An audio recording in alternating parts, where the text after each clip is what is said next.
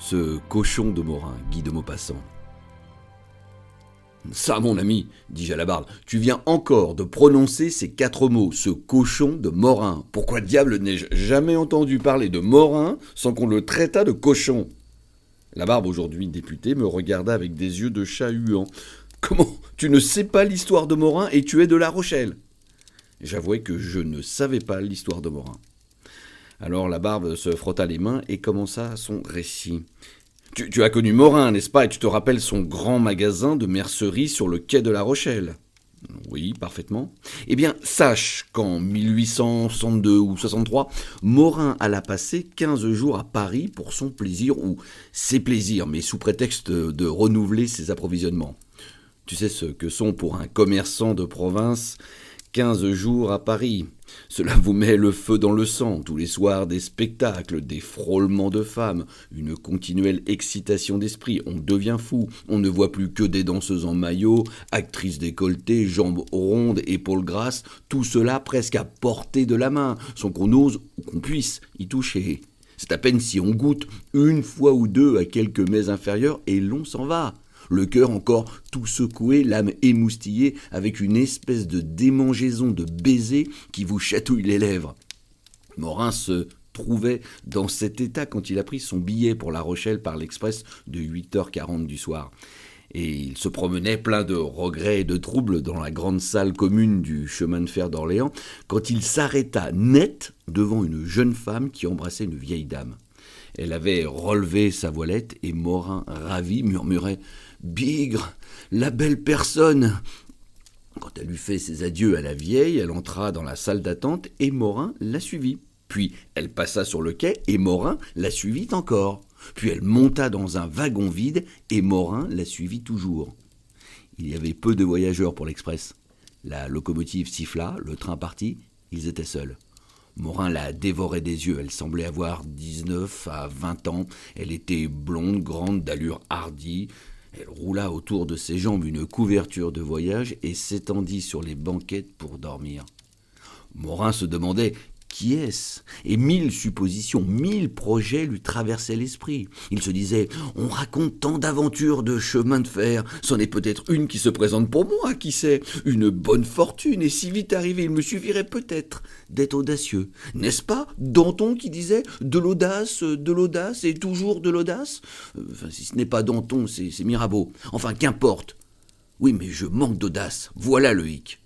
Oh, si on savait, si on pouvait lire dans les âmes, je parie qu'on passe tous les jours, sans s'en douter, à côté d'occasions magnifiques. Il lui suffirait d'un geste pourtant pour m'indiquer qu'elle ne demande pas mieux. Alors il supposa des combinaisons qui le conduisaient au triomphe. Il imaginait une entrée en rapport chevaleresque, des petits services qui lui rendaient, une conversation vive, galante, finissant par une déclaration qui finissait par ce que tu penses. Mais ce qui lui manquait toujours, c'était le début, le prétexte, et il attendait une circonstance heureuse, le cœur ravagé, l'esprit sans dessus-dessous. La nuit cependant s'écoulait et la belle enfant dormait toujours, tandis que Morin méditait sa chute. Le jour parut, et bientôt le soleil lança son premier rayon, un long rayon clair venu du bout de l'horizon sur le doux visage de la dormeuse. Elle s'éveilla, s'assit, regarda la campagne, regarda Morin et sourit. Elle sourit en femme heureuse d'un air engageant et gai. Morin tressaillit. Pas de doute, c'était pour lui ce sourire-là. C'était bien une invitation discrète, le signal rêvé qu'il attendait. Il voulait dire ce sourire « Êtes-vous bête ? Êtes-vous niais ? Êtes-vous jobard d'être resté là comme un pieu sur votre siège depuis hier soir ? Voyons, regardez-moi, ne suis-je pas charmante ? Et vous demeurez comme ça toute une nuit en tête-à-tête avec une jolie femme, sans rien oser, grand sot !» Elle souriait toujours en le regardant, elle commençait même à rire. Et il perdait la tête, cherchant un mot de circonstance, un compliment, quelque chose à dire, enfin n'importe quoi, mais il ne trouvait rien. Alors, saisi d'une audace de poltron, il pensa « Tant pis, je risque tout ». Et brusquement, sans crier gare, il s'avança, les mains tendues, les lèvres gourmandes, et la saisissant à plein bras, l'embrassa.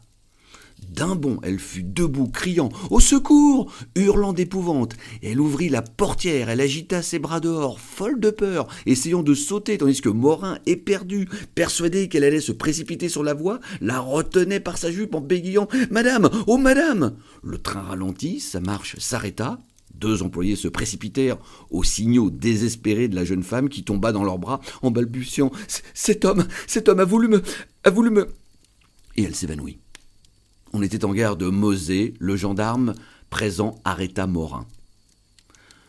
Quand la victime de sa brutalité eut repris connaissance, elle fit sa déclaration. L'autorité verbalisa et le pauvre Mercier ne put regagner son domicile que le soir, sous le coup d'une poursuite judiciaire pour outrage aux bonnes mœurs dans un lieu public.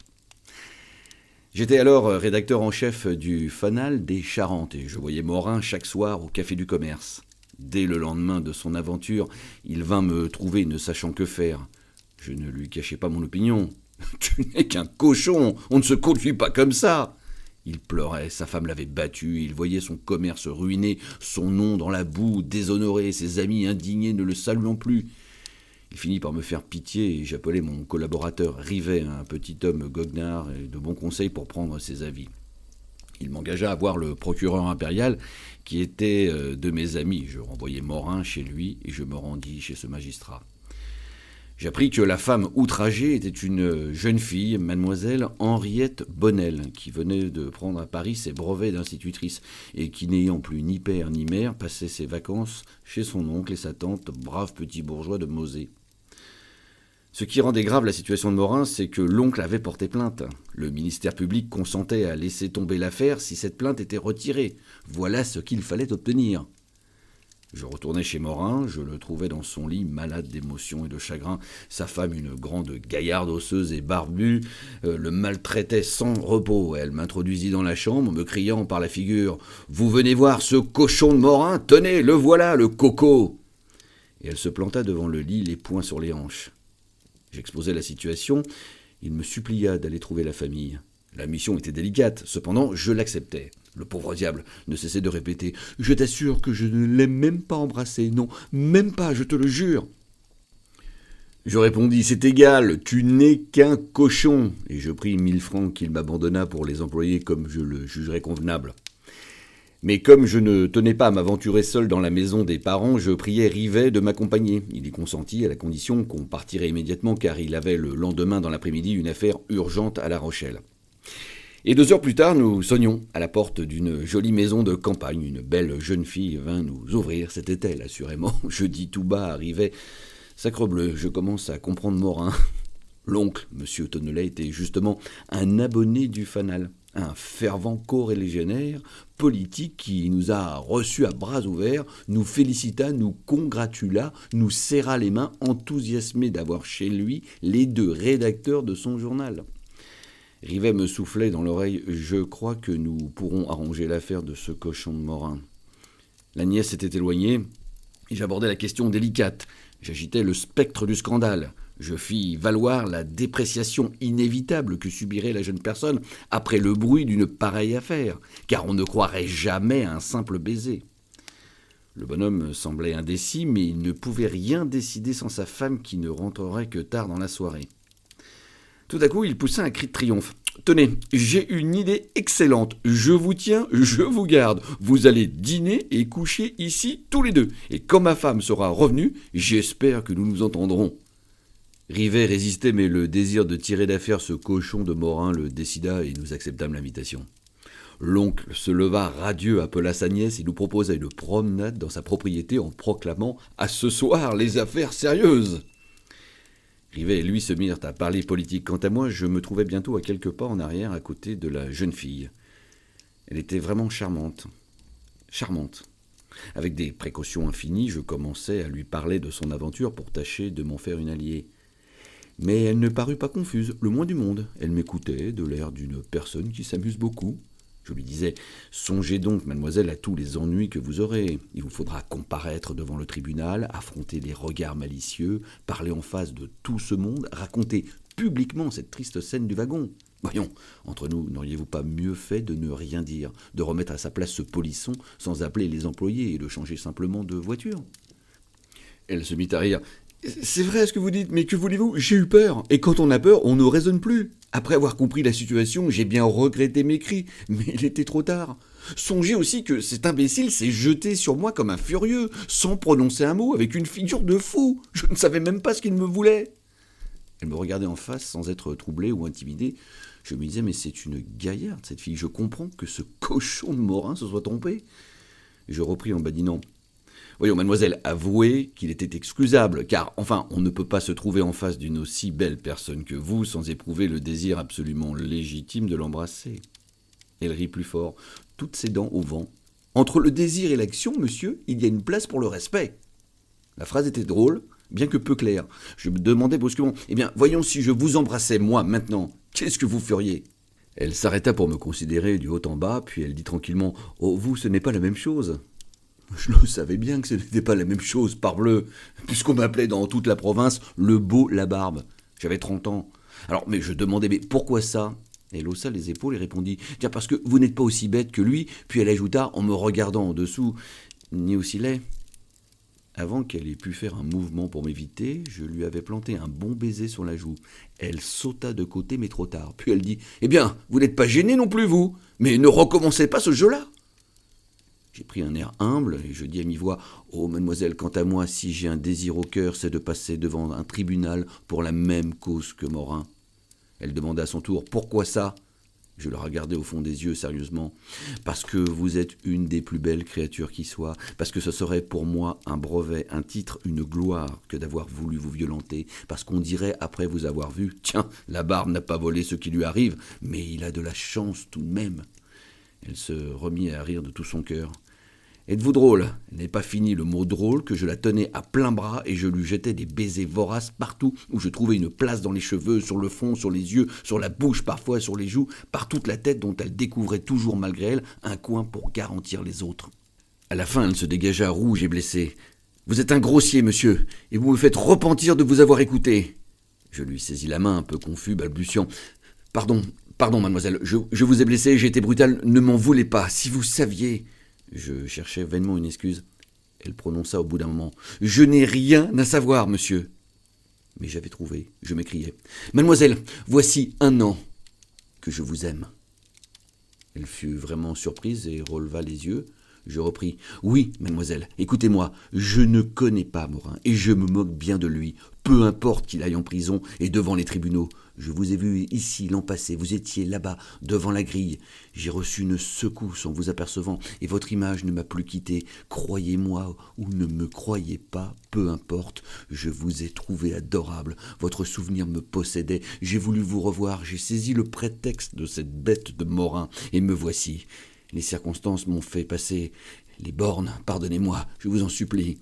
Pardonnez-moi. » Elle guettait la vérité dans mon regard, prête à sourire de nouveau, et elle murmura « Blagueur !»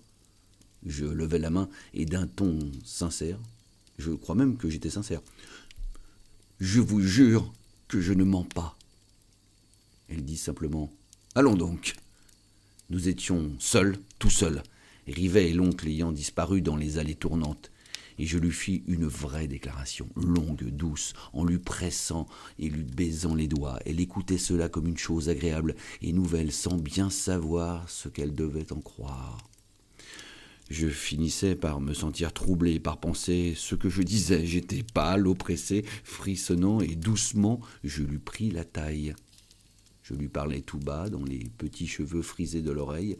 Elle semblait morte, elle était rêveuse. Puis sa main rencontra la mienne et la serra. Je pressai lentement sa taille d'une étreinte tremblante et toujours grandissante. Elle ne remuait plus du tout. J'effleurai sa joue de ma bouche et tout d'un coup mes lèvres, sans chercher, trouvèrent les siennes. Ce fut un long, long baiser. Et il aurait encore duré longtemps si je n'avais pas entendu à quelques pas derrière moi.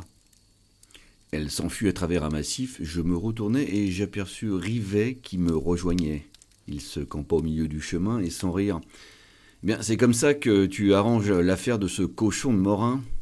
Je répondis avec fatuité. « Oh, on fait ce qu'on peut, mon cher. Et l'oncle, qu'en as-tu obtenu ?»« Moi, je réponds de la nièce. » Rivet déclara. « J'ai été moins heureux avec l'oncle. » Et je lui pris le bras pour rentrer.